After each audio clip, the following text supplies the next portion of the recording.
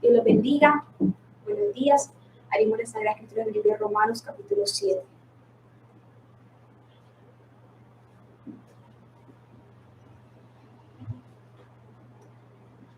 Leemos en nombre del Padre, del Hijo y del Espíritu Santo de Dios. Analogía tomada del matrimonio. Romanos, capítulo 7. ¿Acaso ignoráis, hermanos, pues hablo con los que conocen la ley, que la ley se enseñorea del hombre entre tanto que éste vive? Porque la mujer casada está sujeta por ley al marido mientras éste vive, pero si el marido muere, ella queda libre de la ley del marido.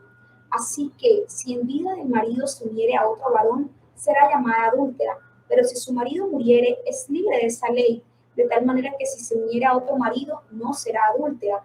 Así, también vosotros, hermanos míos, habéis muerto a la ley mediante el cuerpo de Cristo, para que seáis de otro del que resucitó de los muertos, a fin de que llevemos frutos para Dios. Porque mientras estábamos en la carne, las pasiones pecaminosas que eran por la ley obraban en nuestros miembros llevando fruto para muerte. Pero ahora estamos libres de la ley por haber muerto para aquella en que estábamos sujetos, de modo que sirvamos bajo el régimen nuevo del Espíritu y no bajo el régimen viejo de la letra. Amén. Le damos gracias a Dios por esta hermosa y preciosa palabra. Vemos aquí cómo el matrimonio, cómo es tomado como una analogía para esa relación que nosotros tenemos con Cristo, esa relación del antiguo pacto y el nuevo pacto. Vemos nosotros que anteriormente Dios había dado una ley al pueblo de Israel a través de Moisés, un gran varón, un gran líder, un gran profeta que Dios usó. Y Dios le dio esa ley al pueblo de Israel, exclusivamente para ellos. Los demás, que se han llamado los gentiles, o incluso antes de Moisés, vemos que las personas seguían conforme a su conciencia, no había una ley establecida, pero sabemos que todo el mundo sabe qué es lo bueno y qué es lo malo, por eso son acusados con lo que en su conciencia, como dice también el libro de Romanos. Pero cuando Dios dio la ley en el monte Sinaí al pueblo de Israel, le dio los 10 mandamientos y aparte le dio muchas más leyes al pueblo de Israel, esa ley establecía que tenían que cumplir absolutamente todos los rituales, todo lo que decía la ley, y si se llegaba a transgredir un punto de la ley, o sea, si se llegaba a pecar también, inmediatamente la persona ya era condenada. Era difícil por las fuerzas de uno ser salvo, porque era imposible prácticamente, porque todos en algún momento hemos pecado. Con la ley, la persona no tenía que cometer absolutamente ningún pecado y era muy difícil. El único que la cumplió absolutamente toda fue nuestro Señor Jesucristo y la cumplió con esta condición de hombre.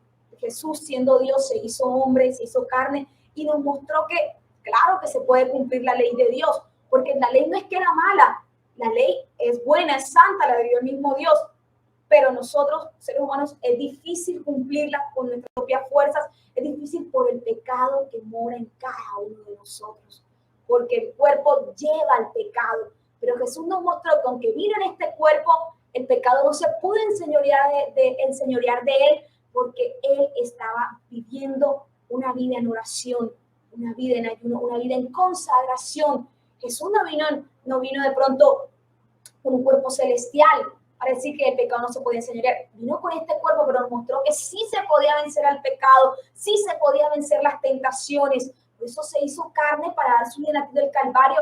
Y en este cuerpo Jesús vino y venció, no en un cuerpo celestial, sino en este cuerpo venció, nos mostró que sí se podía, pero hubo un cambio de ley, hubo un cambio de pacto. Ya no en el antiguo pacto que eran salvos por las obras, justo por la obra, y era difícil.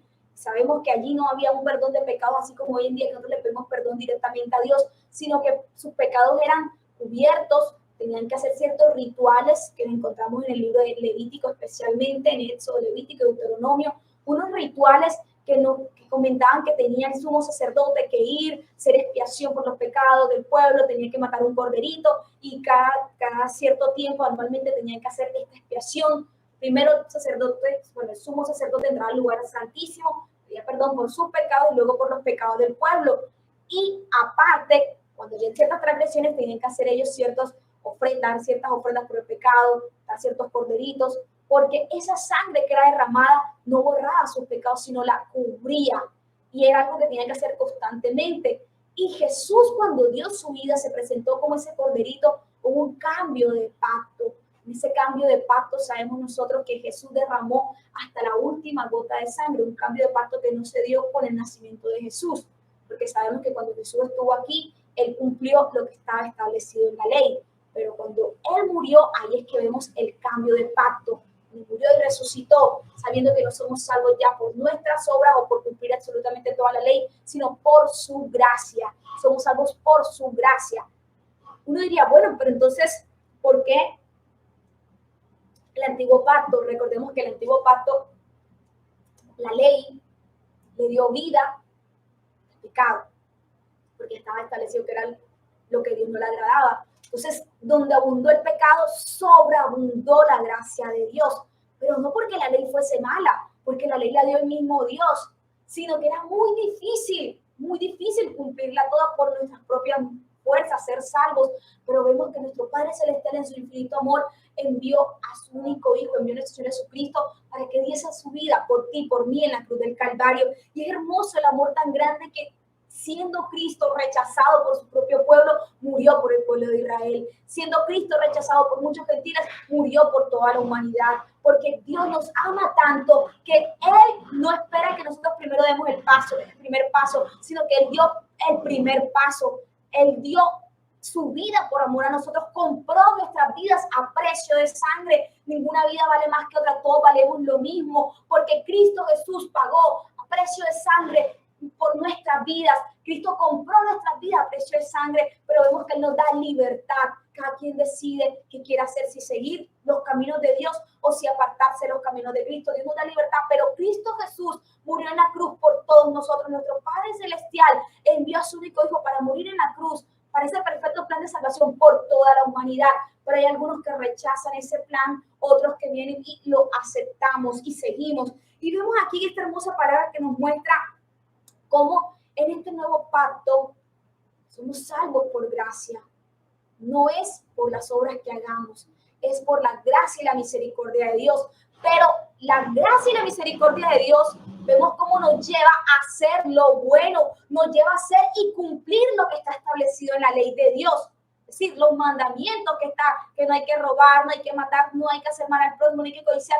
El mismo Espíritu nos lleva a cumplir porque la ley es santa y buena, porque la hizo Dios.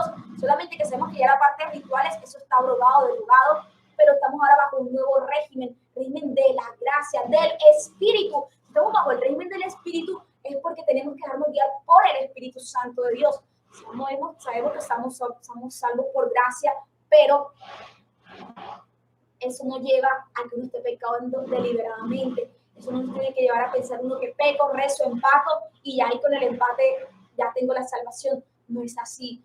Tenemos que santificarnos. Sabemos nosotros que con este nuevo pacto uno le pide perdón a Jesucristo por los pecados, uno le pide que con su sangre sea limpiándonos, Jesús borra nuestros pecados, nos perdona, nos ayuda, pero tenemos que vivir en santidad, como dice la Sagrada Escritura. Sin santidad nadie verá el rostro de Dios. Es importante santificarse. Y leyendo aquí el libro de Romanos capítulo 7, dice: ¿acaso ignoráis, hermanos? Pues hablo con los que conocen la ley, que la ley se enseñorea del hombre entre tanto que éste vive. Porque la mujer casada está sujeta por ley al marido mientras éste vive, pero si el marido muere, ella queda libre de la ley del marido. Vemos aquí cómo te hacen esa analogía del matrimonio. Cuando la mujer está casada, pues hablan que tiene ahí su marido, tiene que sujetarse a él, y luego cuando muere, pues ya queda libre de ese vínculo, de esa promesa que había hecho el matrimonio.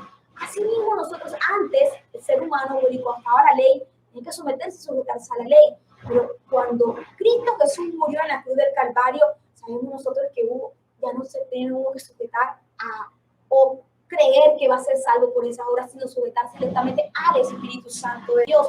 Uno tiene que vivir bajo este nuevo régimen de la gracia de Dios, este nuevo pacto, un pacto que nuestro Señor Jesucristo es el mediador del nuevo pacto. No es una religión, no es un líder religioso, es Jesucristo el mediador de este nuevo pacto, en el cual Dios pagó por nosotros a precio de sangre nuestras vidas.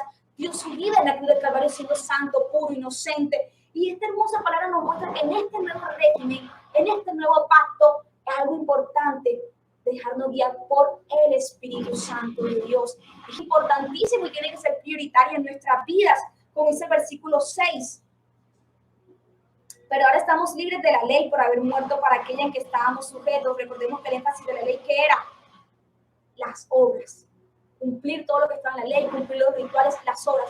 Pero hoy el énfasis que es santificarnos por gracia, cumplir lo que el Espíritu Santo de Dios quiere que hagamos, hacer y dejarnos guiar por el Espíritu Santo de Dios. ¿Cuántos de nosotros de pronto dicen, ay, sí, yo creo en Jesús, pero no se están dejando guiar por el Espíritu Santo de Dios? Dicen, ah, sí, yo creo que soy salvo por gracia, pero no están caminando. Mira que aquí dice, de modo que no sirvamos bajo el régimen, de modo que sirvamos bajo el régimen nuevo del Espíritu y no bajo el régimen viejo de la letra. Y esto es alguna enseñanza profunda que tiene que quedar para cada uno de nosotros.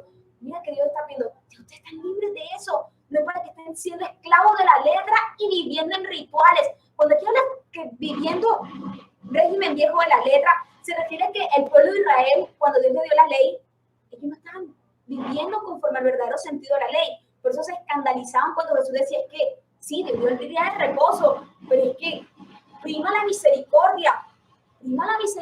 Ellos no entendían. Decían, no, ¿tú cómo estás haciendo milagros en el día de reposo si te tienes que guardar el día de reposo? Pues claro, hay que guardar el día de reposo, pero eso no quitaba que podía hacer milagro Jesús, ayudar a las personas. Solo que por la dureza de corazón ellos tomaban la ley y la hacían conforme a lo que ellos entendían, pero no le preguntaban a Dios, Dios mío, ¿cuál es el verdadero sentido de la ley? Se les había olvidado la misericordia porque estaban viviendo era bajo el régimen viejo de la letra, solamente siguiendo los rituales. Pero mira esa hipocresía que había, seguían los rituales, pero no se alejaban del pecado.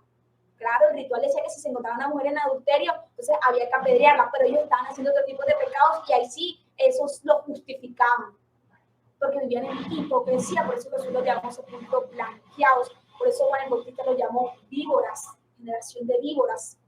Entonces, es una palabra que nos muestra que hoy en día muchas veces se está viviendo bajo el régimen viejo de la letra. Se está viviendo un cristianismo solo de rituales. ¿Cuáles son esos rituales? Aunque uno dice, ay, pero yo no estoy haciendo los rituales del antiguo pacto, no estoy de pronto sacrificando corderitos o haciendo las cosas del antiguo pacto, pero se está viviendo algo similar, se está viviendo bajo la letra, se está viviendo de que voy al culto los domingos, leo la Biblia, oro, pero en realidad se está teniendo una intimidad con Dios, se está viviendo una vida en verdad consagrándose a Dios, santificándose, siendo guiados por el Espíritu Santo de Dios, sino muchos están siguiendo sus propias interpretaciones, muchos están siguiendo conforme a sus pensamientos y no conforme a lo que el Espíritu Santo quiere que viva cada persona.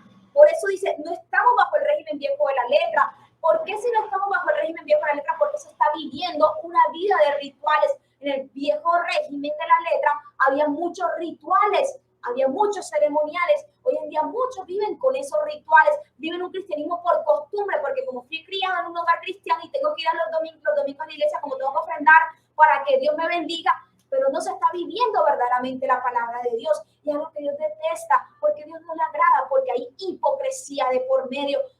Cristo que Jesús murió en la cruz del Calvario, pero no para que sigamos haciendo rituales, viviendo una vida de puro ritualismo, creyendo que con nuestras acciones o nuestras obras o con lo que la gente piense vamos a ser salvos. El cristianismo va más allá.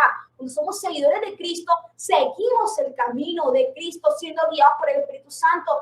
Jesús no envió al Espíritu Santo Dios por enviarlo, lo envió por algo importante y especial, porque dice, no los dejaré solos, enviaré al Espíritu Santo, el Espíritu de verdad, que los llevará a toda verdad, los guiará a toda verdad. El Espíritu Santo de Dios es quien nos lleva, nos guía. ¿Por qué Jesús lo envió?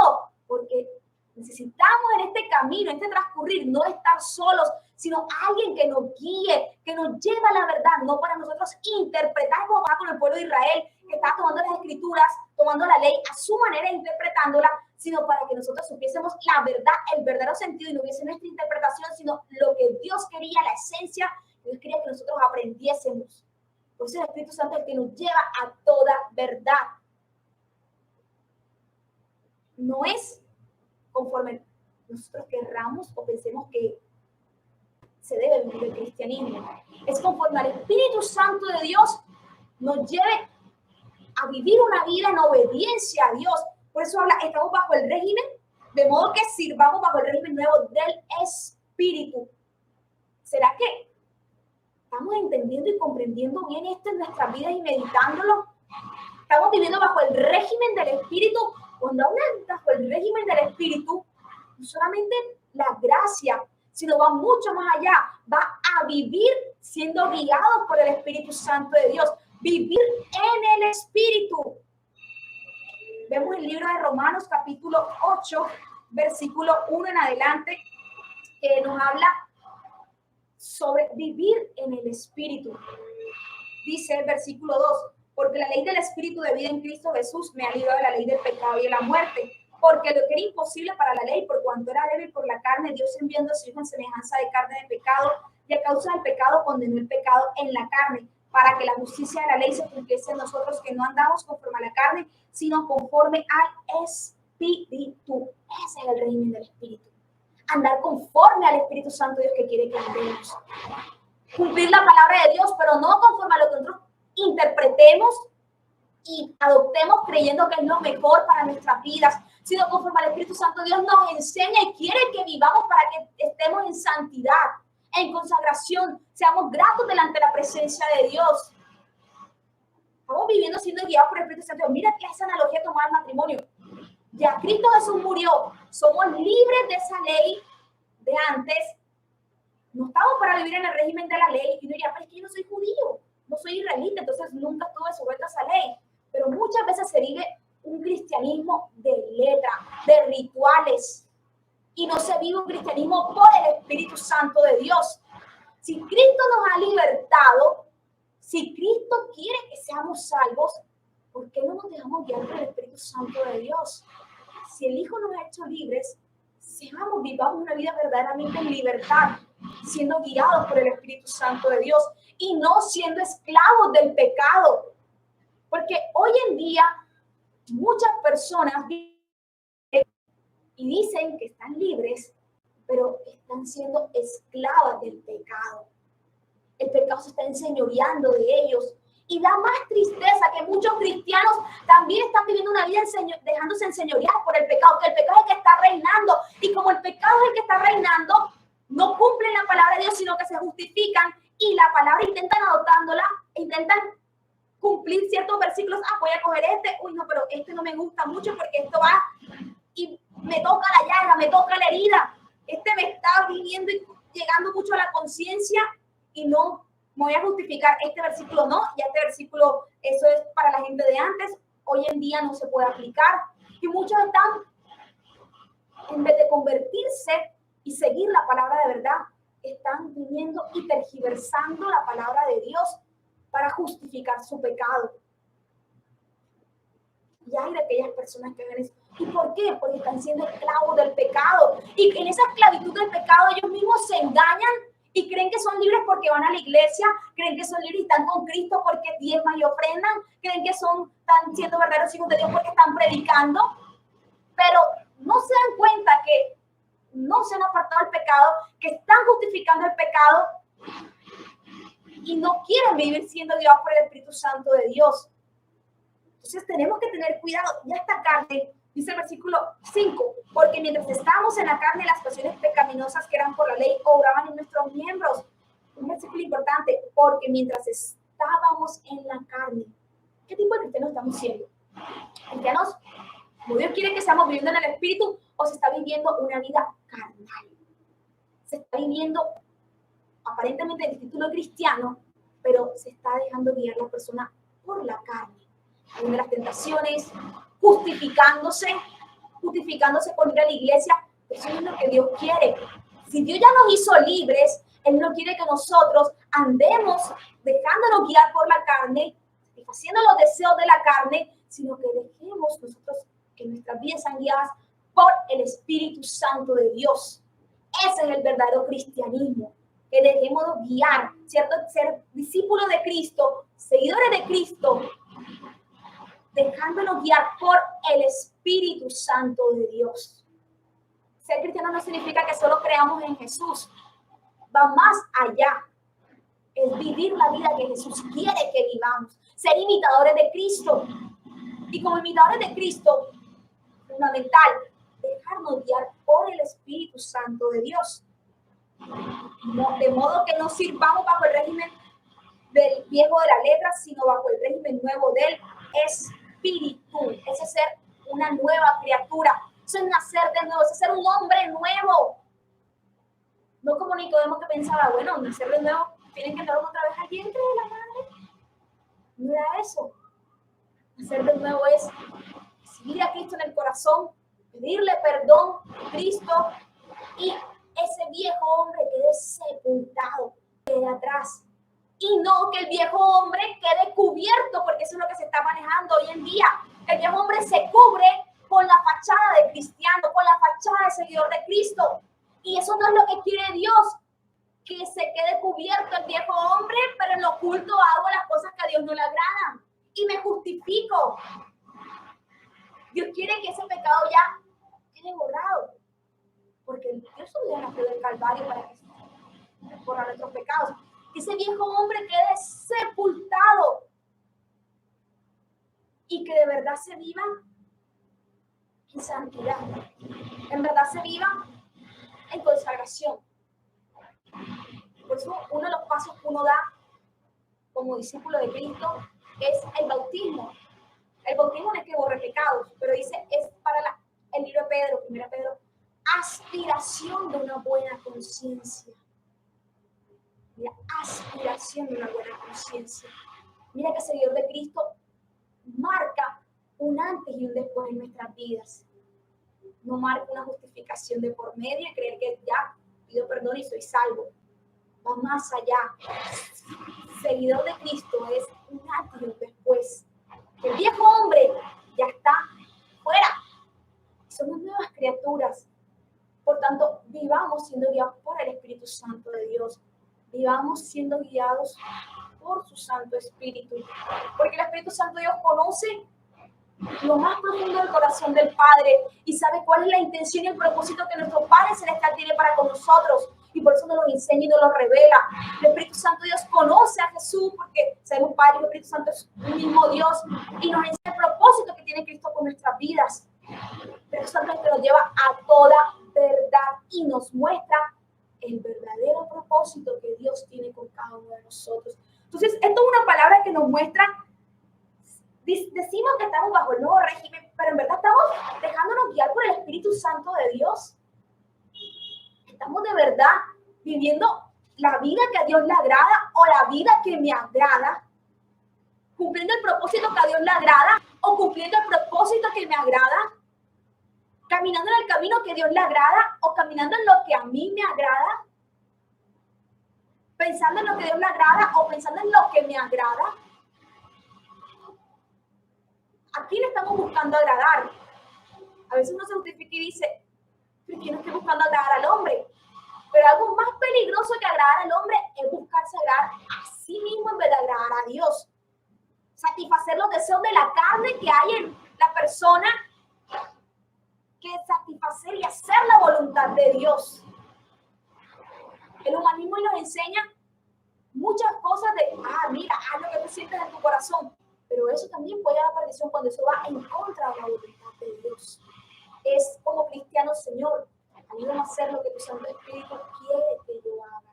¿Y qué es lo principal que el Espíritu Santo de Dios quiere que hagamos? Que nos santifiquemos, que nos apartemos del pecado. Sí, uno tiene sueños, anhelos, deseos. Todo eso en el tiempo de Dios, Dios va aparejando los que vengan conforme a su voluntad la pareja, los que no, Él lo quita. Pero lo principal que Dios quiere es que nos santifiquemos, nos acerquemos a Él y nos dejemos guiar por su Santo Espíritu. Porque cuando la persona está en la carne, se va a ocupar de la carne. Y la Biblia dice en el libro de Romanos, capítulo 8, el versículo 6, porque el ocuparse de la carne es muerte. Mira, el ocuparse de la carne es muerte. ¿Y qué es el ocuparse de la carne?